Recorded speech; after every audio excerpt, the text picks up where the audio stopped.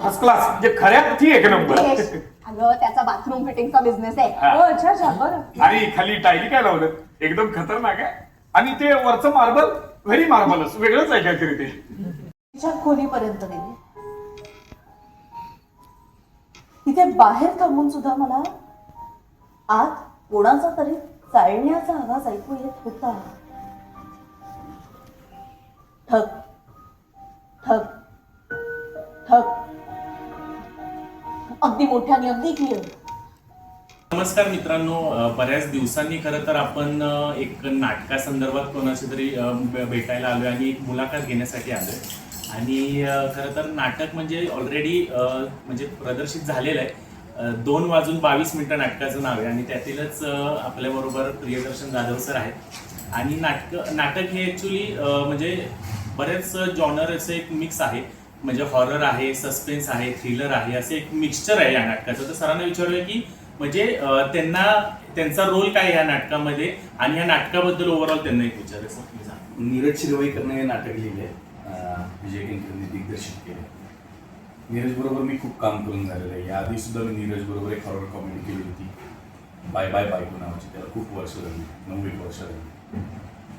So नीरजने नाटक लिहिले आणि नाटक ऐकल्यानंतर प्रश्नच नव्हता की असं करावं किंवा करायचं हे ठरलंच होतं. नाटक म्हणजे मला हे खूप अभिमानाने सांगावं असं वाटतं की बऱ्याच काळानंतर हॉरर या जॉनरमध्ये काम करायची संधी मिळाली. नाहीतर नाटकात हॉरर जॉनरचं नाटक कितपत करायला मिळेल म्हणजे संधीच नाही आहे. खरं नाही, सस्पेन्स मिळू शकेल पण हॉरर पण आहे त्यात. तर मला असं वाटलं की हा चांगला चान्स आहे अशा पद्धतीचं नाटक एक्सप्लोअर करायला, त्यात काम करायला, त्यातल्या शक्यता सगळ्या समजून घ्यायला. त्यामुळे मी हे नाटक घेतलं. नाटकात म्हणजे अर्थात नाटकात धक्कातंत्र आहे आणि नाटक वेगवेगळ्या टप्प्यांवर लोकांना धक्के देत जातं. तर त्याचा जो रिस्पॉन्स मिळतो आम्हाला स्टेजवर काम करताना फार अमेझिंग वाटतो आम्हाला. जे म्हणजे आम्हाला कळतं की नाटक लोकांपर्यंत पोचले. भूमिकेबद्दल सांगायचं झालं तर दुर्गेश नावाचं हे पात्र आहे. तसा देव भोळा माणूस आहे. खूप साऱ्या त्याच्या म्हणून बिलीफ्स आहेत. काही गोष्टी तो मानतो, काही गोष्टी तो मानतो, काही गोष्टी त्याला प्रामुख्याने अशा वाटतात की ज्याला देवपण आणि भूतपण. स्वतःचा तो आस्तिकच आहे. अशा पद्धतीचा रोल आहे पण लाईट हार्टेड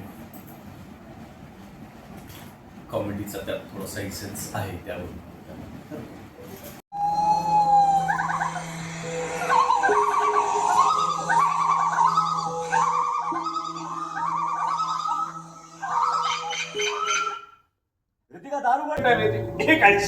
अख्खं पेशी नाव वहिनी तुमलं रितिका, अरे तुझ्याच बरोबर होतं नाही का? दुर्गेश तू गेला होतास का? मी गेलोच नाही आहे बाथरूम मध्ये. काय बोलतोस मित्रा, मगाशी तर म्हणालाच गेला होतास. नाही पण त्यानंतर मी गेले होते ना, तेव्हा बेसिन मध्ये काहीच नव्हतं. आयुष्य हो, मी हात धुतले त्याच बेसिन मध्ये. मला वाटतं सगळ्यात शेवटी तुम्हीच गेले होते आणि मी तर हे केलेलं नाहीये. मग घाट डिब्यात तिथे गेलाच कसा? खरं तर म्हणजे हॉरर आणि सस्पेन्स या जॉनरमध्ये म्हणजे आणि स्पेशली नाटकामध्ये म्हणजे एक आपल्याला स्टेजवरती पण तसं एक क्रिएट करणं पण ते खूप गरजेचं असतं की जे प्रेक्षकांपर्यंत पोहोचेल. तर तसं म्हणजे आपल्या नाटकामध्ये म्हणजे तर तसे एलिमेंट्स असतील पण त्यानुसार जेव्हा तालीम किंवा एक स्टार्टिंगचे एक प्रयोग असतील तर तेव्हा तुम्हाला काय म्हणजे तसे अनुभव आले की जे आपण प्रेक्षकांपर्यंत पोहोचवतोय ते त्यांच्या रिएक्शन्स वगैरे कसं होतं मागवले? नाही म्हणजे काय तालीम हा सगळा प्रोसेसचाच भाग आहे. तिथे काही अंदाज लागतील ते नाही अंदाज. स्टार्टिंगचे प्रयोग पण सुरुवातीच्या प्रयोगात पोचतंय की नाही नाटक लोकांपर्यंत हे तर कळतंच. अगदी पहिल्या प्रयोगापासून कळतं. त्यात न कळण्यासारखं काहीही नसतं, ते कळतंच. एखादा प्रयोग चांगला होतो, एखादा चांगला होत नाही, एखादा बरा होतो, एखाद्याला चांगला रिस्पॉन्स मिळतो, एखाद्याला मिळत नाही. तर हे सगळं रंगमंचावर काम करत असताना लक्षात येत असतं. पण बहुतांशी वेळेला लोकांचा उत्तम रिस्पॉन्स आहे. नाही तर लोकांचा रिस्पॉन्स नसता तर एवढे प्रयोग झाले नसते. आता आम्ही काहीच प्रयोगात 175च्या टप्प्यापर्यंत पोहोचू. वर्ष आता म्हणजे होईल 2024 7 डिसेंबरला ओपन झाले. सो आता म्हणजे 2 वर्ष कंप्लीट, 1.5 वर्ष तर झालेलंच आहे, 2 वर्ष होतील कंप्लीट नाटकाला हळूहळू. सो प्रेक्षकांचा हे बघ काय आहे, प्रेक्षकांचा प्रतिसाद आणि हे सगळं म्हणजे आहेच, म्हणजे त्याच्याशिवाय नाटक करताच येणार नाही. पण प्रतिसादापेक्षा ते काय मला जाणवलेलं पण विनोदी नाटक करताना काय, विनोदी नाटक करताना अनेकदा आपल्याला ह्याचा अंदाज येतो की हे कुठल्या दिशेने चाललेलं आहे नाटक. ह्या अशा पद्धतीच्या जॉनरमध्ये नॉट नेसेसरी प्रत्येक वेळेला तसाच ऑडियन्सकडनं रिस्पॉन्स मिळेल. खूप वेगवेगळा रिस्पॉन्स मिळतो, कधी कधी अनएक्सपेक्टेड रिस्पॉन्स मिळतो. विनोदी नाटकालाही मिळतो, पण विनोदी नाटकाचे टप्पे आणि विनोदी नाटक ज्या पद्धतीने जातं ते एकदा सेट झालं की त्याचा पूर्ण अंदाज आपण बांधू शकतो. एखादा प्रयोग फसफसू शकतो, फसू शकतो, नाही रंगू शकत. पण इथे थोडी तारेवरची कसरत आहे. इथे तुम्हाला तसा नाटक सुरू झाल्यानंतर अंदाज येणार नाही की हा कशा पद्धतीचा ऑडियन्स आहे आणि हे नाटक तो कशा पद्धतीने स्वीकारतो. तो त्याच्या पद्धतीने स्वीकारत असतो. तसं कधी कधी इंटरनली बदल म्हणता येणार नाही, पण त्या दृष्टीने काय आपण म्हणू, अभिनय शैली नाही पण अप्रोच बदलू शकतो काम करण्याचं. म्हणजे जास्तीत जास्त म्हणजे मराठीमध्ये तसे सगळ्याच जॉनरचे तर होतच असतात आपले नाटकं, पण कॉमेडी मला वाटते थोडे जास्त प्रमाणात आहे. तर हॉरर आणि ह्या म्हणजे जे नाटकाला आहे तर ते प्रतिसाद चांगला येतोय लोकांचा. तर अजून म्हणजे निघायला पाहिजे तशी नाटकाचं तुम्हाला वाटतं? निघतीलच असं नाही. आपल्याला असं वाटतं की असं सस्पेन्स नाटक येणार नाही किंवा वेगळ्या जॉनरचे नाटक, असं काही नाही. हे तर आपण फक्त व्यावसायिक रंगभूमीचं बघतो. एक्सपेरिमेंटल थिएटरला सुद्धा उत्तम रिस्पॉन्स आहे जेवढा व्यावसायिक रंगभूमी. आणि लोक खूप वेगवेगळ्या पद्धतीचं नाटक करतात आणि ते वेगवेगळ्या पद्धतीचं नाटक करण्यातच गंमत आहे. एक जॉनरा किंवा एका पद्धतीची एका साच्यातली नाटकं करण्यात गंमत नाही, ऑडियन्सलाही त्याची गंमत आहे. म्हणजे पण रिस्पॉन्स तुम्ही म्हणाल तर सर्व पद्धतीच्या नाटकांना. असं नाही आहे की गंभीर प्रकृतीच्या नाटकांना रिस्पॉन्स नाही, त्यांनाही सस्पेन्स नाटकाला, आमच्या नाटकाला रिस्पॉन्स आहे. थोड्याशा अनवट वाटेवरच्या नाटकांना सुद्धा उत्तम रिस्पॉन्स आहे.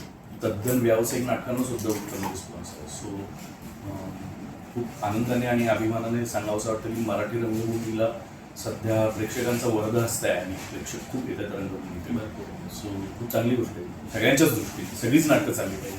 तुम्ही इथं आलाय का? अल्फ्रेड अंकल, आम्हाला तुमच्याशी बोलायचंय. अल्फ्रेड अंकल, तुम्ही इथं आला असाल तर त्याची काहीतरी साईन द्या आम्हाला.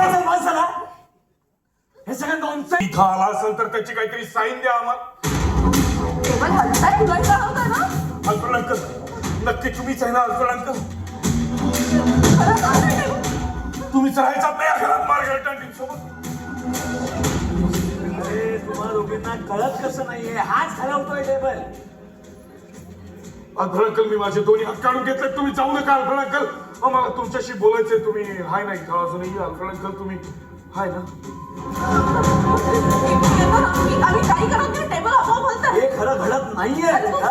सगळी नाटकं आपली मराठीची म्हणजे चालतच आहेत सध्या आणि प्रत्येक म्हणजे जॉनरमध्ये प्रत्येक ह्याच्यामध्ये ऑडियन्स प्रॉपर म्हणजे ती त्या नाटकांना भेटते. तर सर आपल्या म्हणजे आता 1-2 वर्ष तर चालूच आहे नाटक, पण तरी एक ज्यांना माहिती नाही त्यांना एक काय सांगायचं येण्यासाठी? नाही काय, 2 वाजून 22 मिनिटांनी आता जवळजवळ 1.5 वर्ष सुरू आहे. 160 प्रयोग झाले पुण्यात, इंदोरला, नागपूरला, कोल्हापूरला, म्हणजे पश्चिम महाराष्ट्रात, गोव्यात, कोकणात, मुंबईत सगळीकडेच प्रयोग झालेले आहेत आणि अजूनही प्रयोग होणार आहेत.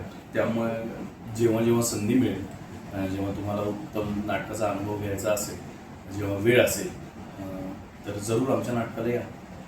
आपल्या जवळच्या नाट्यगृहात जेव्हा पण हे नाटक येईल तेव्हा बघा. कारण मी स्वतः सर तुम्हाला आता आठवते माहीत नाही, पण साताऱ्याला मी नाटकाच्या ह्या प्रयोगाला तुम्हाला भेटलेलो. त्याच्यानंतर मग मला तसं म्हणजे हे नाही भेटलं.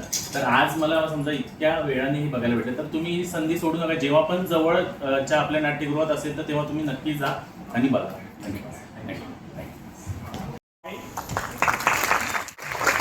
अनिकेत विश्वासराव, आणि केलं तर जाहीर.